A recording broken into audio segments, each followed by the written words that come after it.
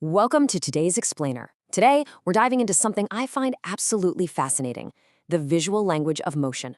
You know, if you've ever watched a car zoom down the highway or seen a sprinter launch off the starting blocks, you've witnessed motion in action. But how do we actually capture that? How do we map it out so we can analyze exactly where an object is, how far it's gone, and how fast it's moving over time? Well, that's exactly where graphical analysis comes into play. It's basically our way of freezing time. We take raw, messy physical data and turn it into a clear, visual story on paper. So, here is our game plan for today. We'll start with visualizing motion, then break down distance time graphs, move on to speed time graphs, compare the two side by side, and wrap it all up with a quick final revision.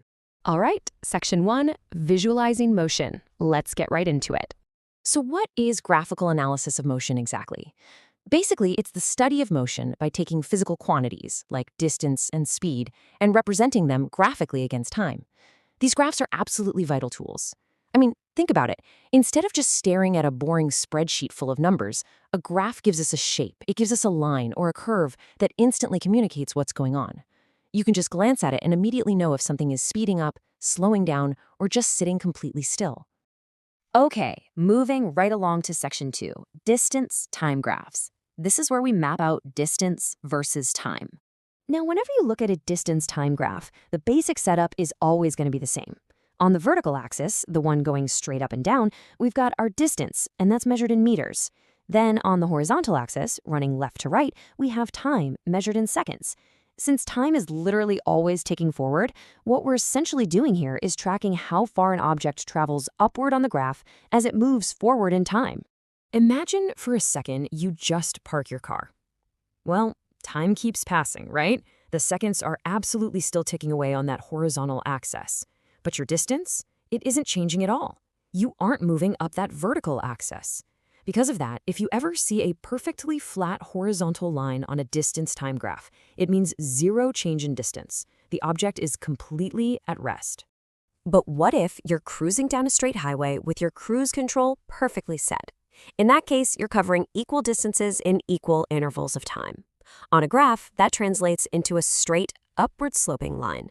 Because you're knocking out distance at a steady, constant rate, the slope itself is constant, so a straight, sloping line visually proves we've got uniform speed.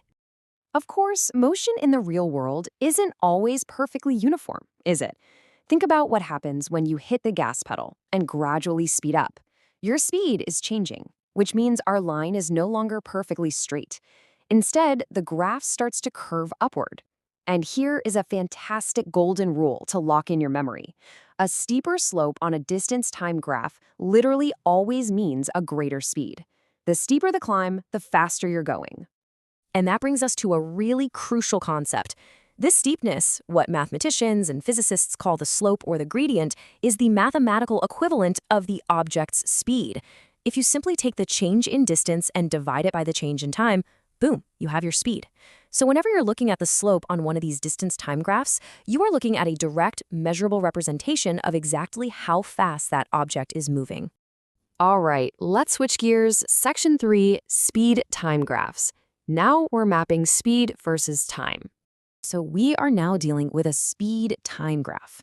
Notice that the horizontal axis is still time measured in seconds, but pay really close attention to the vertical axis here. We are not tracking distance anymore. We are tracking speed, measured in meters per second. This is a super common place for people to get tripped up, so definitely make a mental note. We are graphing how fast an object is going in any given second, not how far it has traveled. And because of that switch, we get a huge contrast in what the lines actually mean. On our previous graph, a horizontal line meant the object was stopped. But on a speed time graph, a horizontal line means the object's speed is totally steady and unchanged. Time is moving forward, but the speed stays exactly the same. So the object is definitely not at rest. It's just moving along at a constant speed. Now, when speed increases uniformly over time, say a car smoothly merging onto a freeway and hitting the gas, the graph is going to show a straight line rising upward. That's a positive slope. And just like the slope of our first graph gave us speed, the slope of a speed time graph gives us acceleration. You calculate it by taking the change in speed and dividing it by the change in time.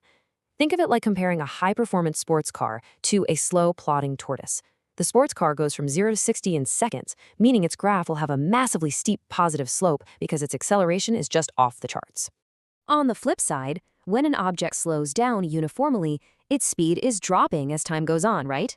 So the line on the graph slopes downward, pointing closer and closer to that horizontal time axis.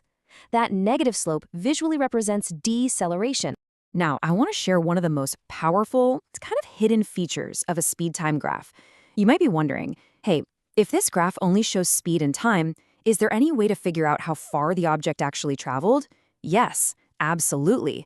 The area underneath the line on a speed-time graph perfectly equals the total distance traveled by the object. If you literally shade in the space between that plotted line and the time axis, and then calculate the area of that shape, you've just found your total distance. It's basically a built-in cheat code. Moving on to Section 4, comparing the graphs. Let's put distance and speed head-to-head. Okay, consider this table your ultimate mental cheat sheet. Let's appreciate the symmetry here. For the distance time graph, your vertical axis is distance, your horizontal is time, and the absolute most important feature is that the slope equals speed. Compare that directly to the speed time graph. The vertical axis shifts to speed, the horizontal remains time, but now the slope equals acceleration, and you have that incredible extra feature, the shaded area under the graph equals distance. Seriously, if you can just picture this table in your mind, you'll be able to decipher literally any motion graph someone puts in front of you. Almost done, Section 5, final revision. Let's lock in these key concepts. To quickly summarize our whole visual language for today, when you're dealing with distance time, just remember that the slope is speed and a flat horizontal line means the object is resting. But when you switch to speed time, the slope is acceleration. A flat horizontal line means constant speed, and the area under the curve gives you the total distance traveled. It's really that simple. If you understand the graph, you completely understand the motion. So I'll leave you with a quick thought experiment as you go about the rest of your day. Think about your journey to work, to school, or honestly, just walking into the kitchen. If you graphed your own morning commute today on a speed time graph, what would your slope look like right now? Would there be a bunch of flat horizontal lines from sitting at red lights? Maybe some really steep negative slopes from slamming on the brakes when someone cut you off? Motion is happening all around us constantly, and now you have the exact visual tools you need to map it all out. Keep visualizing, keep asking questions, and I'll catch you in the next explainer.